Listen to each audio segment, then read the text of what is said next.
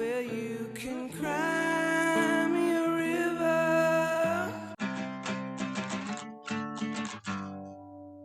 Greetings and welcome to Old Drunken Discography, where old friends and fans come together to BS, argue, occasionally agree, and discuss a musical artist.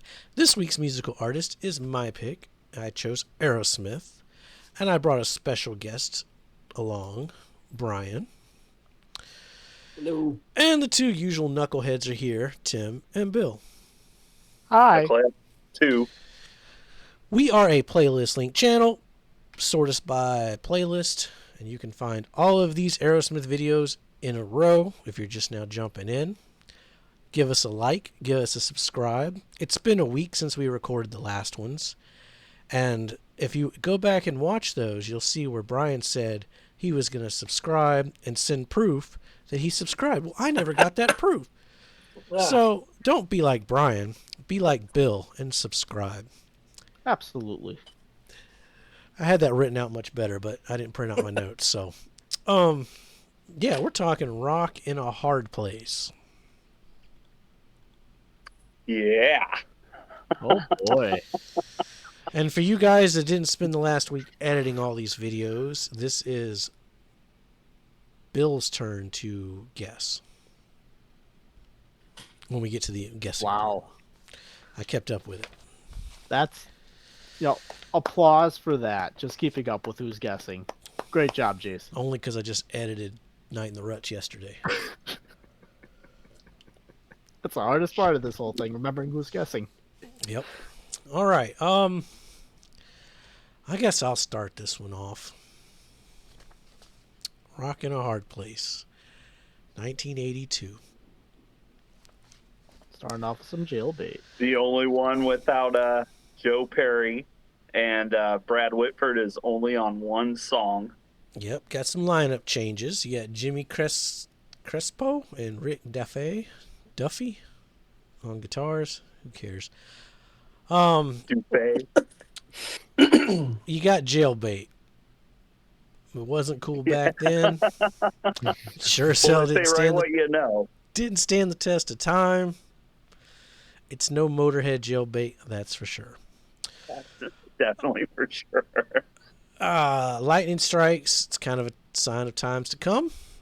Aerosmith has officially entered the 80s. Not a fan of this one. Bitches Brew, same thing. Never really goes anywhere. The synths are awful. The lyrics are dumb. The only good thing is the main guitar riff. Bolivian Ragamuffins, pretty decent. It's not making my top song playlist, but I wouldn't skip it if it come up in a playlist somewhere else. Cry Me a River does nothing for me. It just drags on. It's not very interesting. I've never heard the original, but I'm willing to bet it's better than this. Prelude to Joni. It's a really weird intro to Joni's Butterfly, which I've always liked. Best song on the album. I think it's some of his best lyrics, especially up to this point. It's not Shakespeare or anything, but it damn sure feels like a drug-fueled trip. Rockin' a Hard Place title track. I like it. Back half is definitely better than the first half. Jig Is Up is great. Got a bouncy blues riff. The vocal melody's fun. And the drumming is interesting. Push Comes to Shove. I love the closing track. It's so damn and weird. It's so weird and goofy and fun. It kind of reminds me of a big 10-inch record. Even mentioning Toys in the Attic. There's some good stuff here. But, is it Aerosmith without Perry?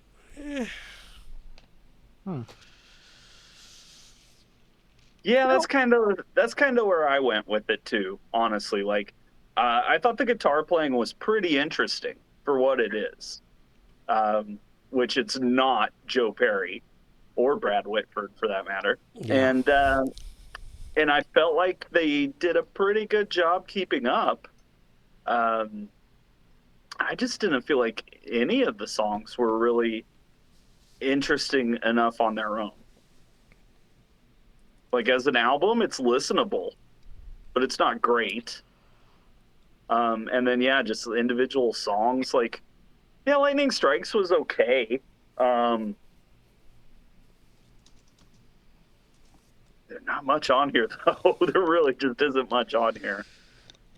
It's a weird time for the band. It was dark Yeah, times. for sure. And I'm sure this is the height of a number of addictions sprinkling the band, and you can just hear it. The album sounds disjointed. It sounds kind of thrown together. Sounds kind of paint by numbers. Yeah, there's definitely a lot of formulas that they're just kind of putting in. You're like, yeah, we'll do this simple thing here, simple thing there, and yeah, they'll call it a day. Yeah. I kind of felt like a lot of these songs were like ideas that they already had working and said, let's just go ahead and make this a song. And like you said, paint by numbers, just kind of get the bridge chorus, get it in there and wrap it up. Pretty phoned in all together. It is the first Aerosmith record with their logo, though. Yeah, I do like the cover. Yeah, I do like the cover. It's a nice cover. So is that an actual like picture of Stonehenge, or? It does look like it. Yeah, it looks like a different angle, which is kind of cool. It fits the name of the album. I mean, Oh yeah. Yeah. I mean, who knows? It could be a painting. It could be a model. It could be the real thing. It's giving off like House is the Holy vibes, kind of that outward, otherworldly. Yeah, a little bit. I like the play off of like the rocks, rock in a hard place, and it's kind of like the album cover looks like, okay, you got the old rocks, Stonehenge in black and white. Aerosmith is the old rock, but it's the 80s. The top half of the album cover is, sky blue with the red and yellow logo in there. Like they're kind of bringing their old rock style into the new age, kind of. But overall, I don't feel like that effort really came to fruition on the album. Besides Joni's Butterfly, there's not much here for me. I'll say this. I thought the prelude to Joni, that instrumental, was actually not bad. I thought, at least. Yeah, it works. Because some of the other instruments on this was kind of like very bum, psh, bum, bum, psh, bum. The whole album. Bum, The whole album. I was like, is that a Casio? Like, what is happening? It's the 80s. 1982. I mean, I literally just said like, oh, like sounds like getting to the hair metal beat. Okay. Sounded like disco we're to almost me. there. We're almost there. I say we're getting there. Yeah. Oh yeah, we got a couple more to go. I mean, really, what can you say about it? It's interesting because it's the one without Joe Perry or Brad Whitford, and the guitar is one of the more interesting things about this album. Everyone else, like, they're competent. Like, I'm going to get into that much later, where, like, they know what they're doing every single song. They do it well. It was a good guitar tone, too. Yeah. I wouldn't say I'm a fan of the mix overall, but I mean, again, the 80s. But I thought the guitar tones were pretty good, especially in Lightning Strikes. I thought it was a really cool guitar tone.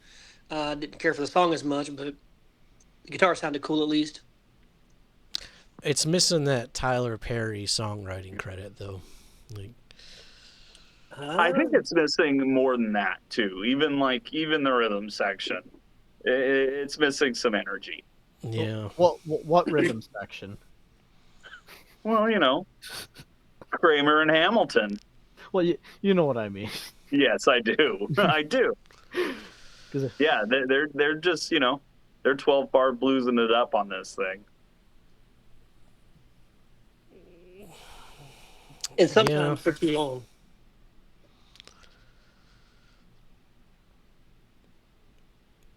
Man, Bill gets to guess an easy one, I think. I think so. I'm trying to remember how much.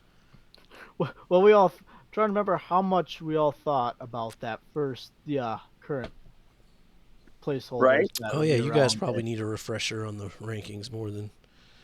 Yeah, like that's the issue. It's like, where does it go relative? Because I mean, I feel like the safe bet is none of us have this one above top 5. Like, I feel like that's safe. Correct me if I'm wrong by anybody. That's safe for me. All right. The issue That's an is, in the park home run right there. how did it compare to Draw the Line and self-titled? I think I know. I mean, Jason alluded that might be an easy one, so I'm gonna say, let's just stick it. All of us have it in 7th. Yeah, right on me. I'm I'm a that- double. I'm easy. Yeah, 7 easy. perfect. So I'm still there trying, because I know, Jason, you didn't like Draw the Line. I'm trying to remember. I was trying to remember how much you didn't like it compared to this. I mean, Kings and Queens is better than anything on freaking Rockin' the Hard Place. That is Easily. true. That Well, is true. and Dream On is also better than anything on Rockin' a Hard Place. That would be the self-titled then. for the rest of I would take almost all of Draw the Line over Rockin' a Hard Place. There's a dividing gap right here. I've had the Stone song stuck in my head all week. For what? Rockin' a Hard Place. Oh. Off Is that the Steel only Wheels. cover? Is that the only cover on this album? Or Joe B, is that a cover? No? No, that's a Steven No, Tyler Cry Me a original River right is the there. only one. I had never heard this album until doing the reviews for this podcast, and I'd heard Lightning Strikes on that Aerosmith video scrapbook. That was the name of the movie. I couldn't remember. That's the only place I'd ever heard it as a kid. But the album itself just didn't hit for me at all. And I was wondering how much of these might be covers, but I also didn't know that we were missing some of our key players. Oh yeah, I had this one on cassette, right in line with the rest of them back in the day. And besides, I'd listen to the B side of the cassette more than the A side. Because there's a few good things here, I mean, Yeah, it's yeah. not all. It's not that it's all bad. It's just it's comparatively. not as. Is Good. it their worst album? We'll get tuned. there. Stay tuned. We're We almost got- halfway there, We yeah. got a lot of discography yet to cover. Yeah, we about to take a. This is the end of the Columbia years too. This is Well, the last album on part Columbia. one. Yeah, Oh. part 1. So we're getting to the Geffen years next. Yeah, not a whole lot to say about Rockin' a Hard Place. I mean, it happened. It's a part of their Yeah. discography, so we ranked it. We talked about it. We're just gonna move right along. And Crespo does do a competent job. Yeah, it's not like the guitar playing's bad. It's more Yeah. like they're just missing the writing, I think. That Aerosmith Yeah. sound, that Perry. Let's say it definitely wasn't the same Aerosmith sound we were hearing, or necessarily what we're gonna hear in the next couple albums either. No. No. He comes back though. He comes back for the next one. All right. Stick around. We're gonna talk Done with Mirrors, and Bill can tell us his story about how he almost bought that record. Yeah, You don't want to miss that. Hashtag Bill needs more vinyl. yeah. I should probably get some vinyl at some point. You should. Yeah. Be safe and make good decisions. Like buying more vinyl. Like buying good vinyl. It smells so sweet, me, you know who enjoyed me.